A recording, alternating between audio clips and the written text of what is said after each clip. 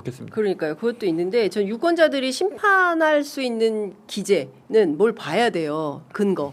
그걸 사실은 언론이 좀 그 제공을 해야 되는 맞아요. 측면이 있어요. 근데 그 우리 언론들의 보도 내용을 보면 특히 이제 기성 언론들 보면 그 따옴표 저널리즘이라고 하죠. 그냥 기계적으로 어느 정치인이 뭐뭐라고 했다. 아무런 판단이 없어요. 이게 옳고 그른지 좋은 건지 나쁜 건지 이게 필요한지 안 불필요한 건지 저는 우리 언론들이 그런 역할과 기능을 좀 해야 되는데 이번 그 비상개혁 그리고 대통령 선거 이 과정에서도 여전히 그런 거는 좀 많이 부족했던 거 아닌가. 오히려 저희 같은 유튜브 언론들이 훨씬 더 단독을 많이 하고 저널리스트, 뉴스타파 이런 매체들 없었으면 어떡할 뻔했나라는 생각이 들지 않습니까? 막판에 그 리박스쿨에 이르기까지 그런 측면에서 보면 우리가 미디어도 상당히 좀 얘기를 좀 해볼 필요가 있는데 현직 기자 두 분 나오셨으니까 특히 지금 기성 언론에 계신 우리 이정주 기자님께 내부의 어떤 성찰이나 뭐 좀 보도를 우리가 어떻게 해야 되나 고민이 많을 것 같아요. 젊은 기자들 특히. 저희도 내부에서 그러니까 그 항상 기사를 판단하고 오전 오후 회의하고 데스크 회의하고 이렇게 흘러가는 그런 구조 속에서 편기자들이 편기자들은 이제 취재할 준비가 다 돼 있어요. 근데 두 분 다 이제 큰 언론사 계셔봐서 알겠지만 언론 구조가 이제 위에 의사결정 구조가 있잖아요. 그러니까 소위 말해서 우리가 얘기되느냐, 그리고 이슈의 의미가 있느냐, 향후 증폭 가능성이 있느냐, 뭐 이런 거까지 다 따져서 하는 건데 저희들도 사실 그 유튜브를 통해서 뭐 취재 편의점에서 그 장윤선 앵커님이 말씀해 주셔서 그 당시에 구속 파기환송 이유 이걸 좀 다시 보기도 했어요.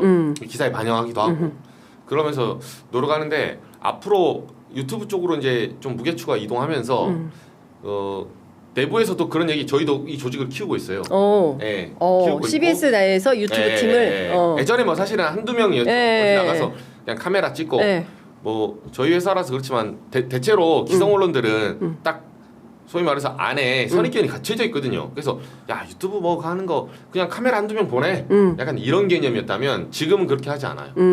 나름대로 검증도 하고 저도 이제 유튜브 쪽 팀에 있지만 기사를 제가 글로 쓰거든요. 실제로 박스를 쓰는 기자니까 그거를 쓰고 실제 취재를 해서 반영을 하기도 하고 글로도 쓰고 유튜브로도 하고 그러면서 다른 이제 장인 선배 장인수 TV 취재 편의점 잘 참고해서 제가 취재 단서를 찾기도 하고. 그렇구나. 저도 뉴스타파 자주 봅니다. 저도 뉴스타파 열심히 봅니다. 취재 단서 찾기 위해서. 그러니까 다 이제 서로 보고 배우는구나.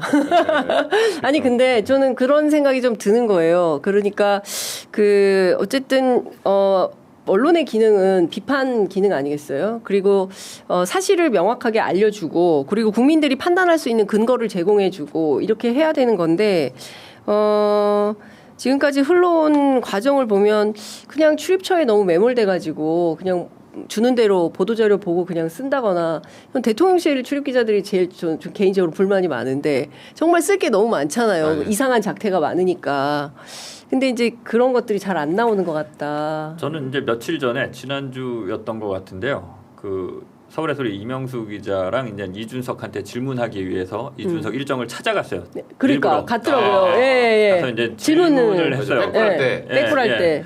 그러니까 명태균이랑 전날 통화를 한 거를 확인을 한 거죠. 하고 간 거죠. 오후 5시쯤에 대략 한 2, 3분 정도 통화한 걸로 알고 있고 그것도 그냥 안부 전한 게 아니라 이제 단일화 관련 얘기를 했고요. 국민의힘과.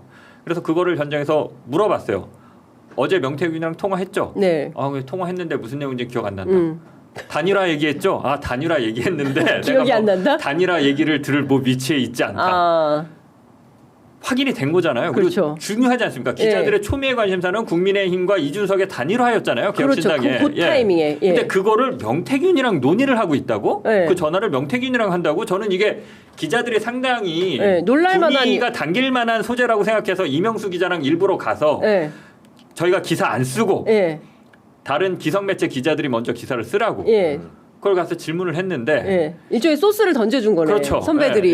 그 확인을 시켜준 거. 이준석이 또 그 덥석 확인도 했고 물어서. 근데 정말 아무 관심이 없더라고요.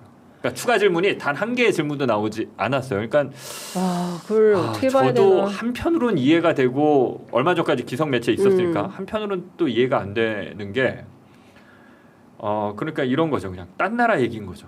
이명수 장인수가 하는 얘기는 그냥 딴 나라 얘기, 우리랑 상관없는 얘기. 귀찮고 모르겠고 우리가 할 일은 오늘 이거야. 이렇게 정해져 있어. 네, 그리고 이제 온몸으로 튕겨내는 듯한. 정말 그러니까 이명수 기자가 질문하는데 못 보던 이게 왜냐면 이게 그 마크맨들이잖아요. 대선 때. 그렇죠. 뻔하잖아요. 그런데 이상하다는 표현이 그렇지만 어디서 못 보던 기자가 와가지고 사적 같은 기자가 와서 이상한 질문하면 쟤 뭐해 이렇게라도 쳐다볼 것 같은데 그러니까 제가 그걸 어디서 느꼈냐면 애써 쳐다보지도 않아요. 딱 노트북만 화면 그 질문을 계속 하는데 아예 쳐다보지도 않아요. 누가 저 질문을 하나. 그래갖고 이 기자들의 태도에서 야 이게 뭐지? 그냥 뭐 저희가 반갑지 않은 존재라는 거는 저도 알겠는데 이렇게까지 무관심할 수 있나?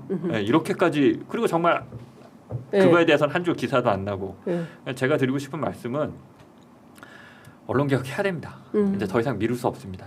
여기 뭐 우리 이정주 기자 기성 매체에 있는 기자를 앞에 놓고 이렇게 얘기하면은 제가 좀 미안한 마음도 있는데 저는 굳게 믿고 있습니다. 대한민국은 검사들 때문에 망하지 않고요. 판사들 때문에 망하지 않고요. 뭐 정치인들 때문에 망하지 않고 재벌들 때문에 망하지 않습니다. 대한민국은 언론 때문에 기자들 때문에 망할 겁니다. 정말. 판사나 검사나 재벌이나 정치인이 잘못 가도 기자들이 두 눈 똑바로 뜨고 제대로 지켜보고 제대로 기록하면 그 사람들이 바뀝니다. 막 나가지 못해요. 제어할 수 있어요. 고삐 잡고 기자들이. 그런 역할을 하는 게 기자들인데 맞습니다.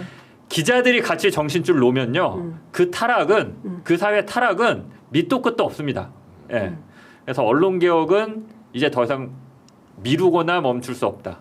그리고 새 정부가 들어서면 반드시 언론 개혁을 어떻게 할 것인지 사회적인 중지를 모아서 제가 하나만 더 첨언하자면 언론 개혁을 이정주 기자님 나와 계셔서 하는 말씀인데 때려잡자.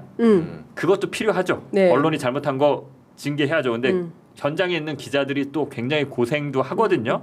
또 제대로 좋은 컨텐츠, 좋은 기록을 남기고 좋은 기사를 쓰는 기자들을 직접적으로 베너핏, 혜택을 줄 수 있는 방안도 같이 마련하자. 왜냐하면 때려잡기만 하면 언론의 반발이 거셉니다.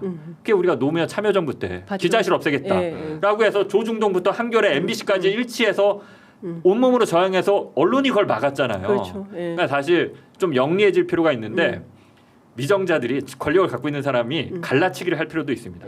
내부의 분열을 만들어야 돼요. 언론에. 그러니까 떡고물도 좀 줘야 돼요.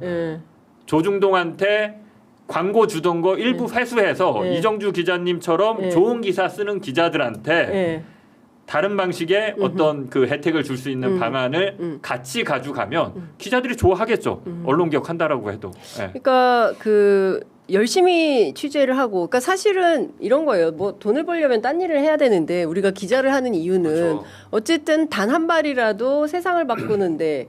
그리고 부조리하고 부정부패가 있는 것을 밝혀서 이거 하면 안 된다. 정의로운 사회를 좀 만들어 보려고 하는 거잖아요. 근데 그게 아니라 그냥 기계식으로 샐러리맨처럼 오늘 내가 출입처 왔고 이준석 기자회견 하니까 한 줄 기사 보내고 나 오늘 했으니까 이제 점심 먹으러 가고 뭐 이런 방식은 지양해야 되지 않을까라는 생각이 좀 듭니다. 저희 프로그램 사실은 기자님들이 많이 보시는데 그 안타까워서 그리고 앞서 말씀하신 대로 저는 이제 뭐 검찰개혁, 그 사법개혁 굉장히 중요하지만 언론개혁 또한 굉장히 중요한 화두다 우리 시대에. 그러니까 기사 보도량이나 뭐 이런 걸 보면 분명히 내란 심판 선거인데 한동안 단일화만 써요. 그러니까. 기사가 단일화밖에 없어. 맞아요. 어떻게 이렇게 대한민국에 단일화밖에 없는 거예요. 저는 이제 이런 보도 행태들에 대해서도 우리가 좀 바꿔야 되지 않을까. 그 정책은 하나도 없었어요 이번에. 진짜 보면 그렇죠. 그 누가 뭘 발표했다 정도지. 소위 얘기하는 공약 검증 같은 거 예전에 그 뉴스타파가 공약 검증하다가 막 비판도 많이 받고 했었는데 그건 여야 가림없이 다 해야 되는 그렇죠. 거거든요. 해야죠. 근데 이제 그런 것들도 물론 이제 워낙 그 긴박하게 벌어지는 선거라서 그런 측면이 있지만 하여튼 여전히 굉장히 우리가 대통령 선거 오늘 끝나지만 그 이후에 우리 언론이 해야 될 이슈가 굉장히 많이 있다. 더 적극적으로 좀 취재해야겠다라는 생각이 좀 듭니다. 저는 장희 선배 진짜 좋은 지적이시고 정말 동의하는 것 중에 하나가 좀 영리하게 했으면 좋겠어요. 그러니까 개혁의 그 소위 말해서 개혁의 명분, 개혁의 어떤 목소리 그런 의지만으로 세상이 변하지 않거든요. 그 의지에 상응하는 영리한 수단이 좀 필요하고 그 측면에서 보면 언론 개혁이 정말 저도 옆에 동료 기자들 있지만 저희들도 참 한편으로는 편기자들은 처참하기도 하고 한편으로는 또 네, 어쩔 때는 분노하기도 하고 또 어떨 때는 생활인으로서 좀 지치기도 하고 막 왔다 갔다 하는 건데 네. 확실한 건 저희가 이제 출입처 가봐도 족벌 재벌 언론 그러니까 그 회사를 지니고 있는 그러니까 대주주 있잖아요. 우리나라의 한 80%가 자본 세력들이에요. 네, 그게 이제 미국도 마찬가지인데 미국은 그러면 아예 처음부터 언론 자유를 개방화시켜서 들어온 나라고 자본주의의 소위 말해서 끝단에 있는 나라잖아요. 네. 그러니까 미국이 아무리 잘 살아도 좋지 않은 사례가 언론 사례거든요. 근데 우리나라는 굉장히 기형적인 구조가 족벌 언론, 그러니까 소위 말해서 보수 쪽 진영을 있는 사람들 거기를 목소리를 내는 그 지분을 가진 집단들이 현재 전체 언론사의 한 8-90%예요. 그러다 보니까 목소리 못 내고 이제 취재 편의점이나 장윤 선배처럼 1인 미디어 이렇게 이제 고군분투하는 거죠. 그 평형을 맞추는 거. 네. 요걸 어떻게 갖고 가실지 좀 봐야 되고 인센티브를 적절히 주면서 이런 분들한테 구조를 좀 개혁을 해야 돼요. 네. 개인적으로 한 말씀만 더 드리면 제가 이제 유시민 작가님 되게 좋아하긴 하는데 언론과 관련해서 유일하게 생각이 다른 부분이 유시민 작가님이 이제 기성 매체는 포기하자. 다 이제 유튜브나 이런 데 다 1인 미디어 능력 있는 사람들이 다 나와서 하고 장윤선 선배 같은 분들 저도 취재 편의점 즐겨보지만 이렇게 하니까 이쪽으로 무게추를 옮기자라고 이제 유시민 작가님이 언론에 대해서 아주 비판적인 분이잖아요. 그런 얘기를 하는데 제가 아직 지상파물이 덜 빠진 건지 저는 기성 매체가 튼튼하게 이 중간에서 버티고 있고 제 역할을 해주는 게 굉장히 중요하다고 저는 생각합니다. 당연합니다. 네, 네. 저는 그래서 이번에 그래서 더더욱 언론 개혁이 더더욱 중요하고요. 맞아요. 네. 예. 저는 이번 비상계엄 사태에서 MBC가 없었다면 그렇죠. 이게 가능했겠나라는 생각을 그렇죠. 합니다. 네. 왜냐하면 MBC, JTBC. MBC, JTBC가 정말 거대한 항공모함으로서 정말 큰 역할을 했어요. 저는 진짜 MBC 칭찬합니다. MBC 뉴스데스크가 굉장히 많이 바뀌었잖아요. 장인수 기자 계실 때하고 좀 분위기 많이 바뀐 거죠. 그거는 노코멘트 하겠습니다. 노코멘트. 근데 하여튼, 잘하고 있습니다. 예, 네, 진짜. 이번에 네. 정말 그 MBC가 큰일 했습니다. 그리고 그 맨 앞에서 그렇게 하니까 그 주변에 있는 미디어들이 같이 이제 연대해서 할 수 있는 뭐 특별하게 뭘 같이 했다는 게 아니라 이게 시너지가 나는 거죠. 그러면서 각자 역할을 맡아서 취재를 하고 보도를 하고 이제 시민들이 알게 되고 저는 그런 게 진짜 필요하다. 그래서 기성 언론이 자기 역할을 잘하는 것도 굉장히 중요하고 기성 언론이 잘해야 저희처럼 이렇게 작은 대한 언론들도 기펴고 일할 수 있는 매개가 생긴다. 그래서 저는 어떤 출입처 관행 같은 게 사실은 큰 문제이고 특히 법조 기자단 이렇게 그렇죠. 짬짬이 하는 거 이런 거 카르텔이죠. 문제인데 네. 그런 카르텔을 깨는 거 그리고 출입처를 열어서 누구나 자유롭게 취재 활동할 수 있게 역량껏 할 거 아닙니까? 큰 회사들은 열심히 더 일을 많이 할 거고 큰데도 일을 안 하는데 작은 매체가 열심히 일해. 그럼 회사들이 더 빛나는 기사를 많이 쓸 거 아니에요? 상향 경쟁을 해야죠. 그렇습니다. 네. 그런 방식으로 보도를 확 열어버리면 저는 이것도 굉장히 운영의 묘라고 생각을 하는데 정부 부처를 운영하는 데 있어서 이제 그러면 좀 많이 달라질 거다라는 생각이 좀 듭니다. 우리가 열띠게 토론을 하는 시간에 벌써 11시 20분이 됐는데 오전 11시 투표율이 18.2%로 기록이 됐습니다. 지난 대통령 선거 때보다 2.2%포인트 높은데요. 지역별로 좀 살펴보자면 역시 대구가 최고치입니다. 대구가 23.1%로 제일 높고요. 사전 투표에서 최고치를 찍었던 전남이 지금은 최저치입니다. 12.5% 기록하고 있습니다. 서울 17.1%고요. 그밖에 대체로 19% 내외. 경북이 또 21%로 두 번째 순위를 겪고 있네요. TK가 세게 나오고 있습니다, 지금. 네. 예, 많이 나오고 있어요. 네. 예. 경기권 분들이 많이 해줘야 돼요. 결국은 이 인구가 많기 때문에. 예. 네. 수도권에서 투표를 또 적극적으로 해야 되겠다. 혹시 주변에 나 귀찮아서 투표 안 할래 이런 사람 있어요?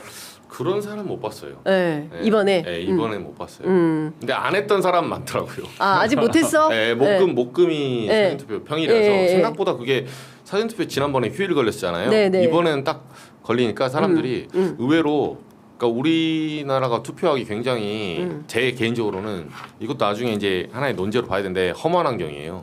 아니 이거 직장 다니는 사람들 맞아. 점심시간에 아까 말씀대로 점심시간에 갔는데 또 줄은 길어. 그러니까 그러면 그날만큼은 좀 더 많이 설치해서 쫙 펼쳐서 그러니까. 할 필요도 있고 아니면 공항에도 승무원들 이런 사람들 있잖아요. 교대 근무하거든요. 네. 그럼 그때 이제 그 장기 비행하고 온 사람들이 오늘 만약에 비행 스케줄 걸려버리면 못 하거든요. 그렇죠. 설치해 줘야 돼요 원래. 맞습니다. 아니 공항에는 있어요. 저희서 사전 투표소 갔었는데 본 투표도 인천공항에 할 수 있게 해줘야 되고 그리고 저는 이런 생각이 좀 들었습니다. 돈이 좀 들더라도 이 투표는 대한민국의 어떤 민주주의 축제와 관련된 거고 앞으로 대한민국 어떻게 갈 건지 비전과 방향을 정하는 건데 이때 돈 좀 써야 됩니다. 써야 돼요. 이거 돈 아끼려고 하면 안 된다고 생각해요. 그래서 투표소 설치하고 인원도 더 배치해서 한정적으로 요때만 하는 거 아닙니까? 며칠. 쓰면 또 얼마나 쓰겠습니까? 저는 이런 예산은 좀 늘려야 된다. 국민 세금 좀 쓰자. 아니 그 말 나와서 하는데 여기 그 3차 토론, TV 토론 생중계 하시잖아요. 했었어요. 우리 이번에 유튜버들 얼마나 한 방 맞았습니까? 네, 맞아요. 그래서 사실 이제 장인 선배님 여기 계시지만 MBC, KBS, SBS 여기 이제 독과점이에요. 맞아요. 선관위에서. 근데 선거 토론 공공재 아닙니까? 맞습니다. 아니 이게 뭐 무한도전이나 1박 2일이면 제가 이해가 돼요. 자기들이 만든 거니까. 근데 선거 토론은 공공재인데 후보들이 출연료 받고 나오는 게 아니에요. 다 같이 사람들한테 정견을 발표하는 자리인데 그러면 그 영상은 누가 주관하든 간에 무료로 다 볼 수 있게 해야죠. 그거를 돈 받고 팔겠다고 주관사한테 또 선관위가 그렇게 맡겨가지고 결국은 이게 알 권리를 좀 사람들한테 좁히는 그런 역효과가 있었어요. 저희 그래서 못 들었어요. 저작권 때문에 소리만 나갔어요. 이게 왜 그러니까 못 들은 게 말이 됩니까? 유튜브 하나라도 더 많이 틀어서 사람들이 보게 하는 게 중요하지. 그렇습니다. 요새가 무슨 80년대다고 집에 가서 누가 TV로 이렇게 보고 있어요. 네, 그렇습니다. 직장에서 뭐 버스에서 보기도 하고. 근데 유튜브를 들어갈 때 꼭 MKS만 들어가라는 법도 없잖아요. 사람이 자기 좋아하는 채널 갈 수도 있지. 그러면 선거 토론만큼은 국가 세금으로 하는 건데 법을 개정을 해야 돼요. 제가 봤을 때. 그리고 또 광고 팔지 않습니까? 그 토론하면서.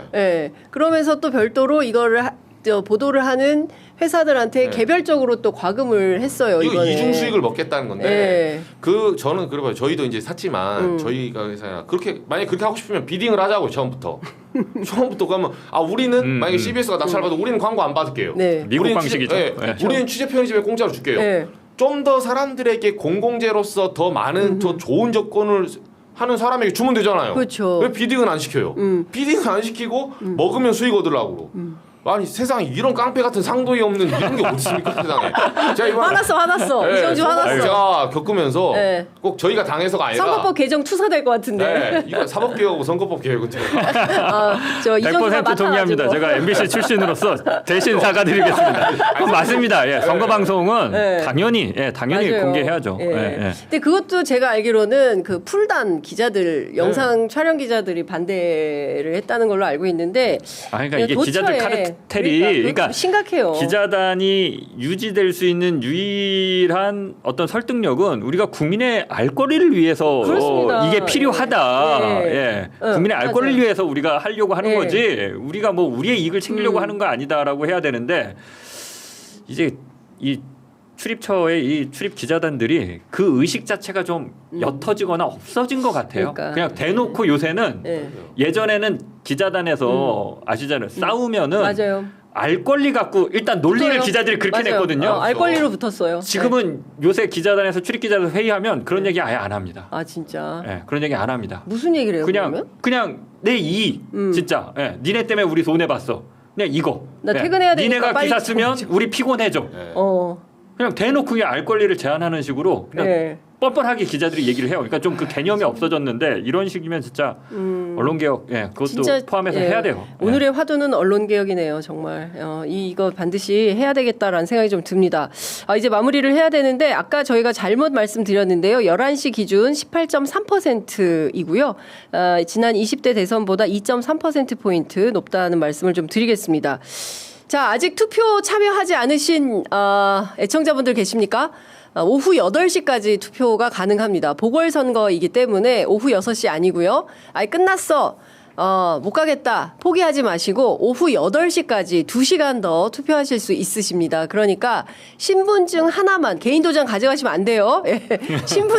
신분증만 가지고 투표소 어디든 확인하셔서 가시면 투표하실 수 있으십니다. 우리가 한 표 행사해야 주권자로서 우리가 의무도 있지만 권리도 누리고 또 정치권에게 똑바로 하라. 당신들 정치 제대로 해라. 요구할 수 있는 권한도 목소리도 커질 수 있다고 생각합니다. 주권자들이 얼만큼 투표에 참여해서 얼만큼 결단하느냐에 따라서 정치권이 움직이거나 움직이지 않거나 결정하는 그 무게추가 된다는 점 잊지 않으셔야 된다고 생각을 합니다. 오늘 개표 방송을 저희 취재 편의점이 좀 늦게까지 할 예정이에요.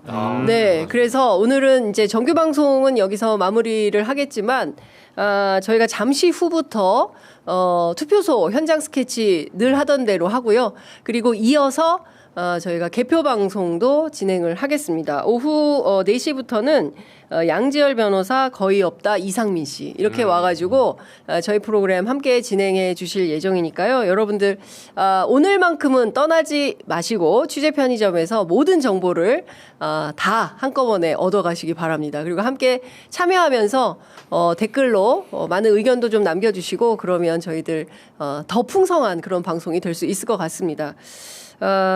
마음이 좀 급해지네요. 또 현장도 나가야 되고. 그래서 하여튼 오늘 두 분 말씀 너무 잘 들었고요. 정말 귀감이 됐습니다. 특히 언론개혁에 대해서는 우리 후배들한테도 꼭 해줘야 되는 그런 말이 아닌가 싶고 마지막에 선거법 개정 굉장히 중요한 선거토론과 관련해서는 우리가 상처가 많습니다. 네. 예, 이거 반드시 다음 선거는 무조건 취재 편의점에서 그 틀어야 된다. 서울시장 토론을 틀고 공짜로 당연히 공짜로 틀어야죠. 세금으로. 그렇습니다. 그리고 자유로운 사람들에게 알 권리를 보장할 수 있는. 저희가 방송. 방송 안 하더라도 제가 취재 편의점 틀도록 싸우겠습니다. 훌륭하십니다. 이번에 뭐 은퇴 걸고 싸워요 이번에도? 제가 이제 기자증은 안 걸고 있어요. 파기환송 난 하도 악플러들이 많아. 내가 그 유죄 나오면 기자 은퇴한다 했더니 아직도 기자 아니야. 근데 제가 좀 짜치긴 한데 한동훈처럼 뭐 제가 언제 은퇴한다 했나요? 이렇게 할 수는 없잖아요. 그렇다고 말을 했는데 정확하게는 파기 자판이라 얘기했어요. 근데 파기 자판이나 뭐 환송이나 뭐 일반 사람들 듣기에는 저는 그렇게 짜치고 싸우고 싶진 않아요. 저는 지금 다시 돌아가도 그 판결이 잘못된 거지 여기에 내 얘기를 건 제가 잘못된 게 아니거든요. 그렇죠. 맞습니다. 다만 악플러들한테 좀 서운하다. 세상이 잘못됐으면 세상을 지적하셔야지. 이 기자직 하나 갖고 먹고 살고 있는 저한테 너 왜 은퇴 안 하냐고 하시는데 이제 그만 이정주 기자에게 그만 은퇴하라고 하시고요. 열심히 기자 활동할 수 있도록 여러분들 응원을 더 많이 해주시면 좋을 것 같습니다. 자, 두 분 오늘 너무 감사드리고요. 저희가 다음에 또 모셔서 좋은 말씀 듣도록 하겠습니다. 말씀 잘 들었습니다. 고맙습니다. 고맙습니다. 감사합니다.